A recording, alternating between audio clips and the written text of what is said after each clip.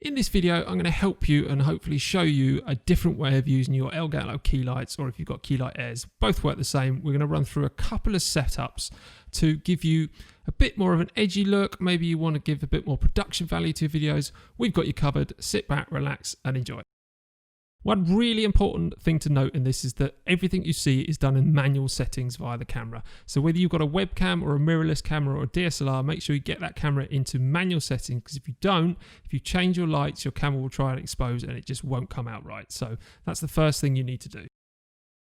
Okay, starting off with a single light setup. This is placed in front of you at a 45-degree angle towards your face, and you can see the results here on screen. What's happening is one side of the face is getting lit, so the other side falls into shadow, gives you a bit of shape, a bit of dimension and a bit of depth, and looks really cool. And this is used throughout the world of video and photography work by all the pros, so why shouldn't you do it at home as well?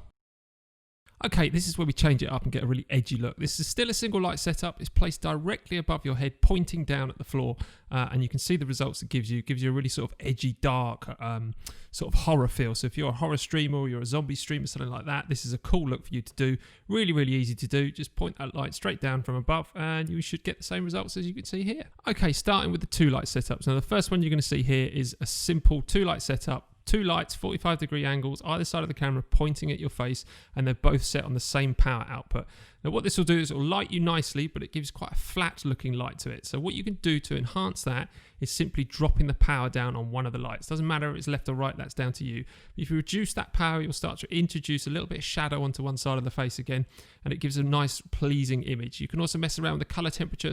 If you've got sort of a warm tone you want to put on one side of your face, just raise that color temperature up, and it will simply do that. Want to go the other way, drop it down to a more of a blue look if you've got something blue in the background, or if that's the feel you're going to. But it's as simple as that. Two lights, slightly different powers on each, and that will give you the results you're looking at now.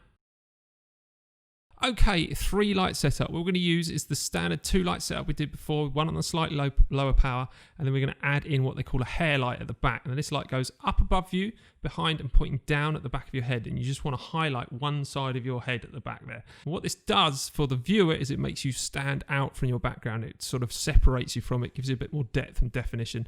Again, you can play around with color temperatures, change the look of that how you want, adjust the power tones. The higher you put that power, the more outline and definition you'll get from that. The lower, it'll be a softer, more sort of subtle look. But that's it, three light setup, really easy. Hope you understand this video and you can follow along. Give it a try. Let me know in the comments below what you think. And that's it. Have a great day.